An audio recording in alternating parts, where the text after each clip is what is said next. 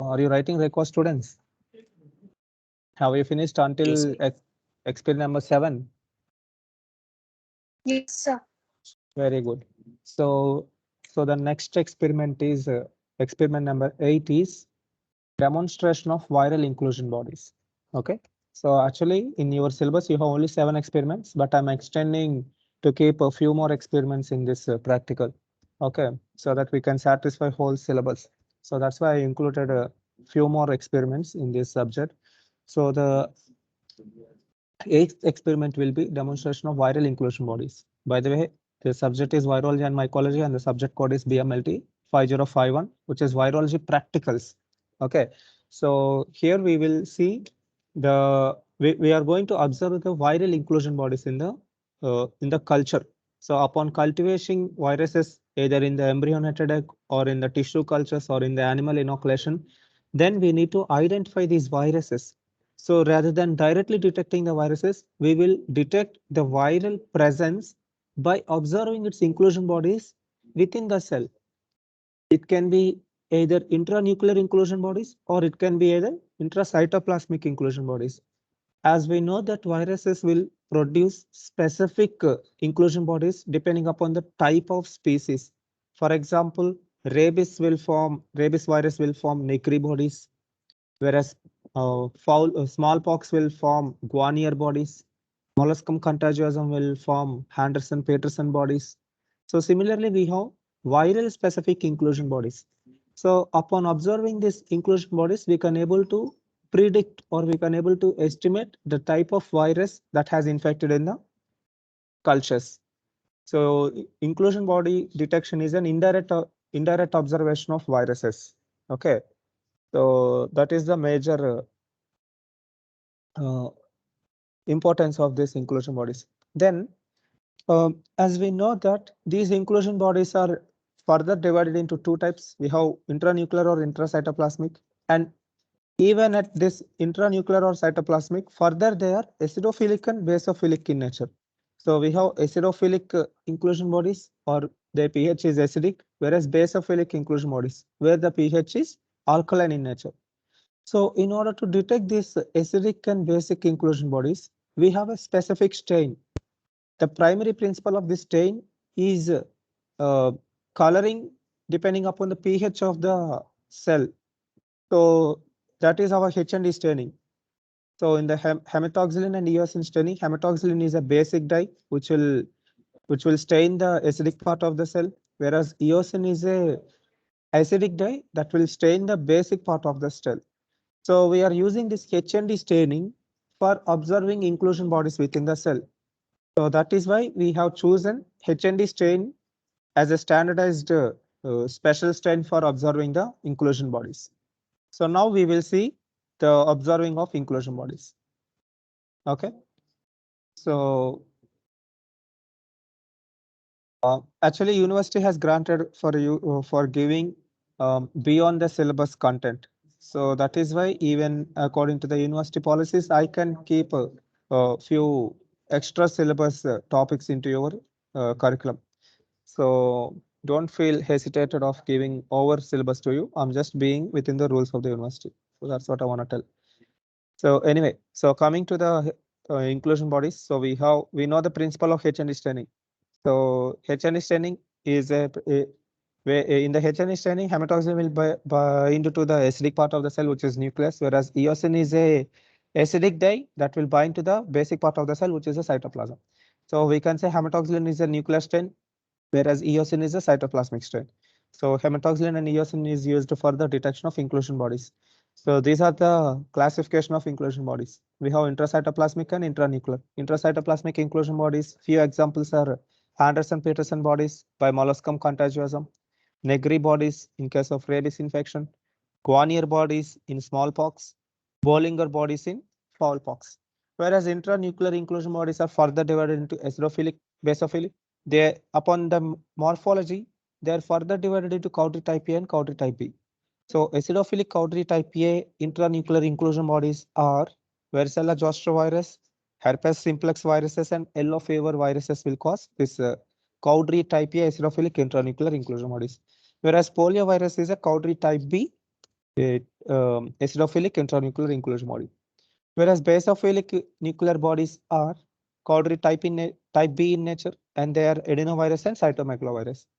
So these are the types of inclusion bodies we have. And these are the pictures of few inclusion bodies. So here you can see Negri body. So Negri body are seen in case of rabies infection. So in the rabies infection, in the neuron biopsy samples or in the spinal cord biopsy samples, we will find these Negri bodies. Okay. So these Negri bodies has been observed by using H&E staining. So you must perform H&E staining for observing these inclusion bodies. So today's experiment is demonstration of hematoxylin and eosin stain for the observation of inclusion bodies. Okay. So today's aim is to perform H&E staining for detection of inclusion bodies in the given sample. Objective to differentiate tumor or cancers and to identify types of viruses infecting the cells or tissues. So materials required for H&E staining. देखा है वो कुछ So kindly mute yourself, Sunil. काम करे ही सबरी जने ना truck आ कर जाएगी. Okay. So the materials required. So materials are whatever materials we are using for H&E staining. So those include H&E reagents, clean glass slides, viral cultures, staining racks, distilled water, pipettes, personal protective equipment, and also we need the other equipment such as tissue processing equipment. Why do we need tissue processing equipment? These are the equipment that are required in case we are obtaining a biopsy from the patient. If we are taking any biopsy from the patient, then we must go for tissue processing. So at this time, we can proceed with these requirements, tissue processing apparatus. Okay. So these are the materials required for today's practical. So the principle of H&E staining is very straightforward, where we already discussed in the theory class. So here the acidic component of the cell will bind to the basic part of the cell, whereas the basic dye will stain to the acidic part of the cell. So here hematoxylin will stain to the nucleus of the cell, whereas eosin will stain to the cytoplasmic of the cell. So the primary principle is depending upon the pH of dye and the target site in the cell.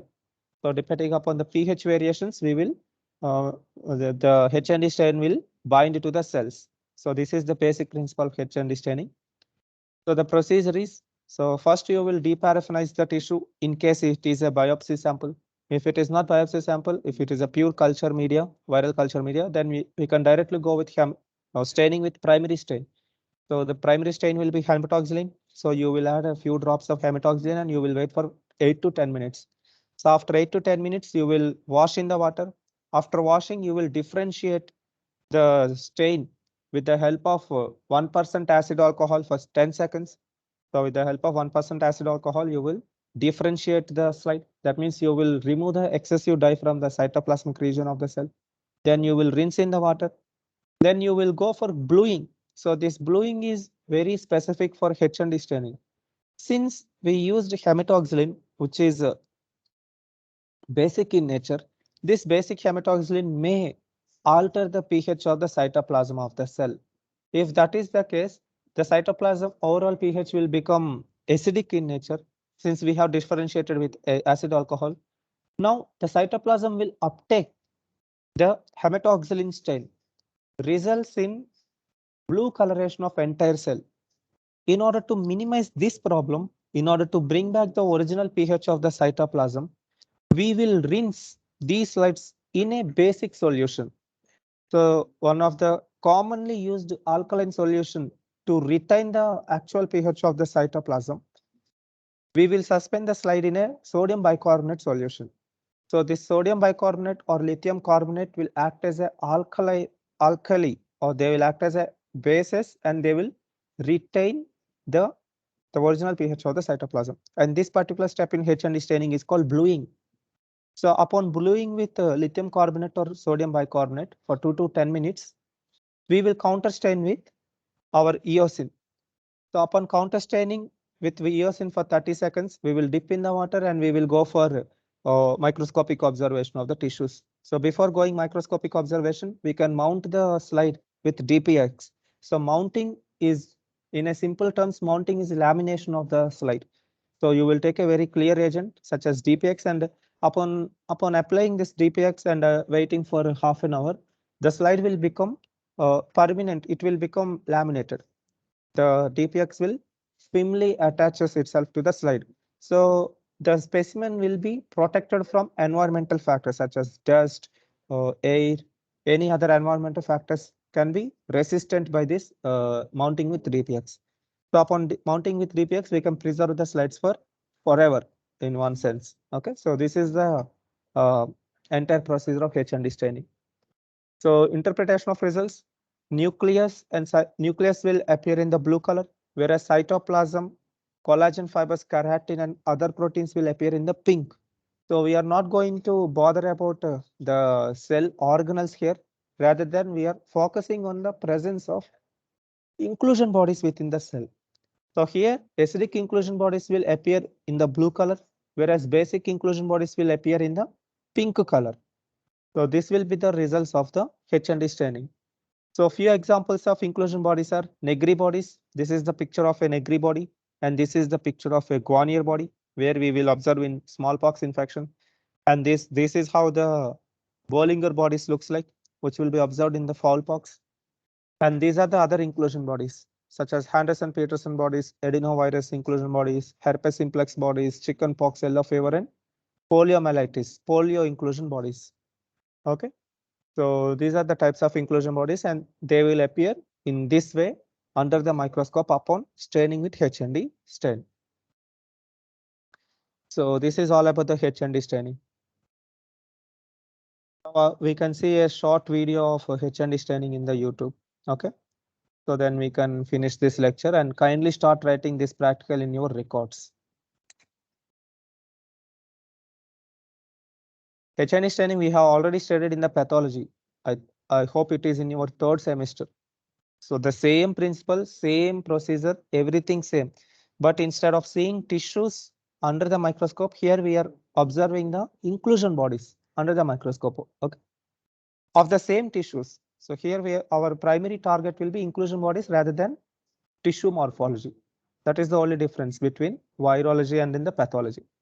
In the pathology, we will see the status of pathological tissue, whereas in the virology, we will see the presence of inclusion bodies in the tissue.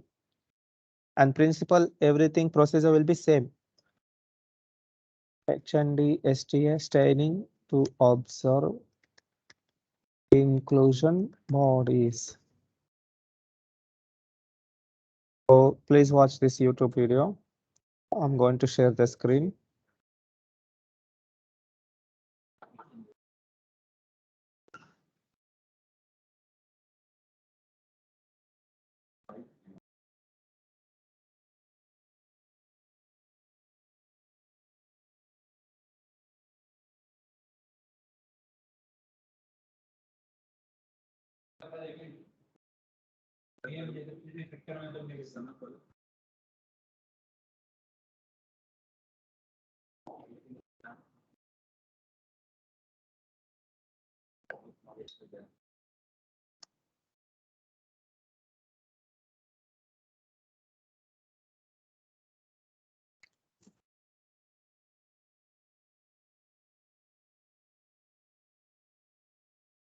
So let us see a classical example of Negri bodies. So Negri bodies are seen in the rabies infection. So let us see how to observe this Negri bodies. Okay.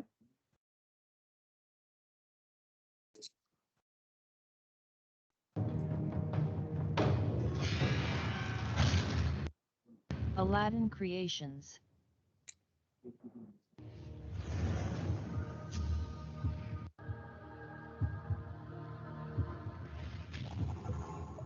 Negri bodies are the classic histopathologic feature of rabies. Can be detected in 40 to 50% of animal or human rabies cases. They are usually found inside the cytoplasm of neurons, especially in the region of hippocampus, pyramidal cells and Purkinje's cells of the cerebral cortex. Negri bodies are deep eosinophilic structures, measuring 3 to 30 microns in diameter, round or oval in shape, and contain within their matrix dark basophilic granules often arranged in the form of rosette. 4C Negri bodies usually use Seller's staining solution. The positive slides should show Negri bodies, as well differentiated deep eosinophilic structures, with a magenta tinge and containing dark basophilic inner bodies. All parts of nerve cells stain blue, and intestinal tissues stain in pink. Erythrocytes stain copy red, and can be easily differentiate. Negri bodies have to differentiate from other inclusion bodies, which are also eosinophilic and may be seen in disease like viral encephalitis. Absence of Negri bodies is reported as inconclusive, and sample is tested for confirmatory direct fluorescent antibody test.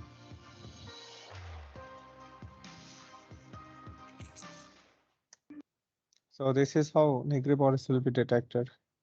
And let us see the procedure of H&E staining.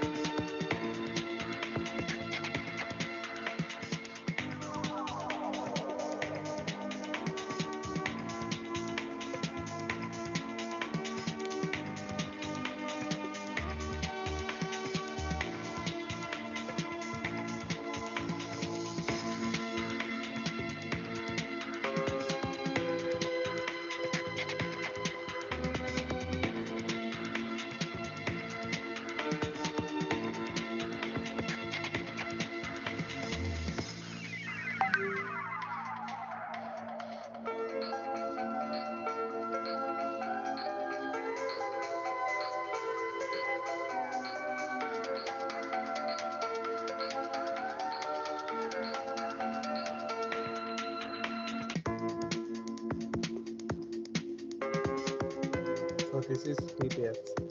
So upon mounting in DPX, you can see clear pictures under the microscope.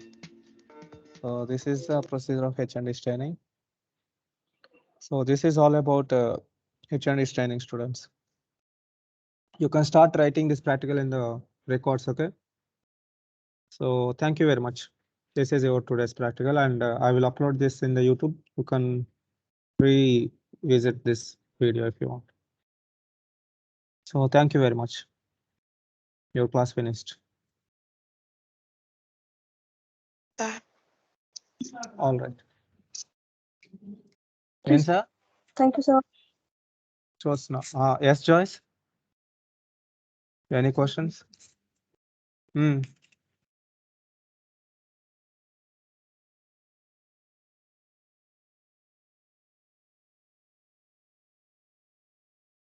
మీరు